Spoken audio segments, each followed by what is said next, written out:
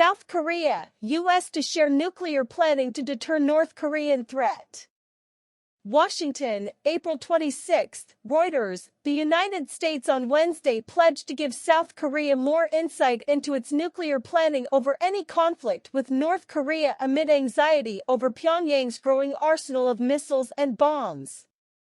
The announcement, which included a renewed pledge by Seoul not to pursue a nuclear bomb of its own, emerged from White House talks between U.S. President Joe Biden and South Korean leader Yoon Suk-yeol that covered issues including North Korea, semiconductor chips and trade, and the Ukraine war. At a joint news conference, Yoon said he and Biden had agreed on steps to strengthen South Korea's defenses in response to the threat posed by North Korea. Our two countries have agreed to immediate bilateral presidential consultations in the event of North Korea's nuclear attack and promise to respond swiftly, overwhelmingly, and decisively using the full force of the alliance, including the United States' nuclear weapons, Yoon said. Biden reiterated the U.S. offer to North Korea to hold talks over its nuclear and missile programs, which has been ignored by North Korean leader Kim Jong-un.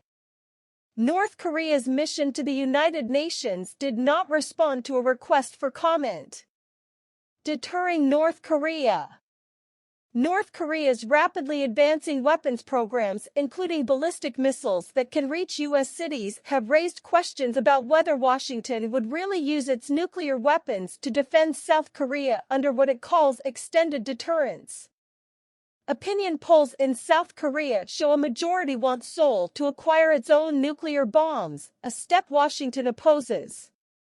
Under a new Washington declaration, the U.S. will give Seoul detailed insights into, and a voice in, U.S. contingency planning to deter and respond to any nuclear incident in the region through a USROK nuclear consultative group, U.S. officials said.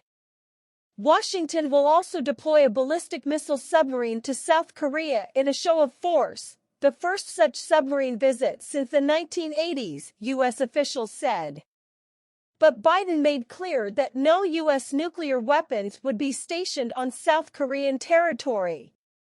I have absolute authority as commander-in-chief and the sole authority to use a nuclear weapon, but what the declaration means is that we're going to make every effort to consult with our allies when it's appropriate, if any action is so called for, he said. A win for South Korea?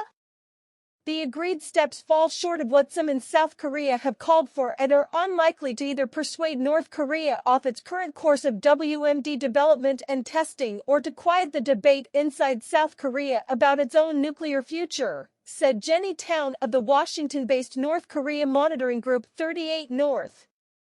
Sumi Terry of the Wilson Center think tank saw the move as largely rhetorical and a fig leaf to dissuade South Korea from going nuclear. That's what this is about, she said. But it remains to be seen if Korean public opinion will be satisfied. Terry said any resumption of nuclear bomb testing by North Korea for the first time since 2017 would increase alarm in South Korea and calls for its own nuclear arsenal or for redeployment of U.S. tactical nuclear weapons in the country. Even so, increasing Seoul's involvement in nuclear deliberations should allow Yoon to argue to his domestic audience that Washington is taking Seoul's concerns seriously.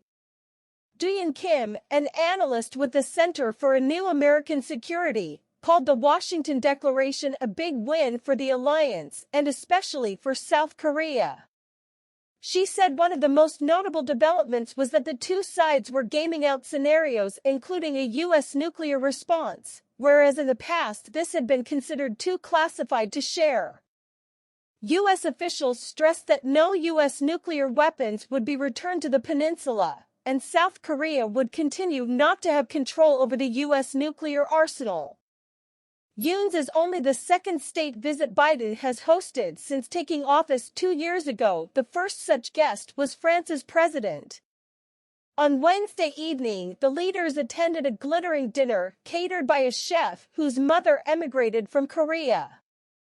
Guests sat at tables with boughs of cherry blossoms and feasted on crab cakes and braised beef short ribs. Hollywood star Angelina Jolie attended. The summit also produced agreements on cybersecurity, electric vehicles and batteries, quantum technology, foreign assistance, and economic investment. Biden and Yoon also discussed tensions between China and Taiwan and Chinese military activities in the South China Sea. In a joint statement, the two presidents stressed the importance of preserving stability in the Taiwan Strait. They also strongly opposed any unilateral attempts to change the status quo in the Indo-Pacific, including through unlawful maritime claims, the militarization of reclaimed features, and coercive activities, it said. The U.S. planned to brief China on the steps with Seoul, U.S. officials said, signaling a desire to ease tense relations.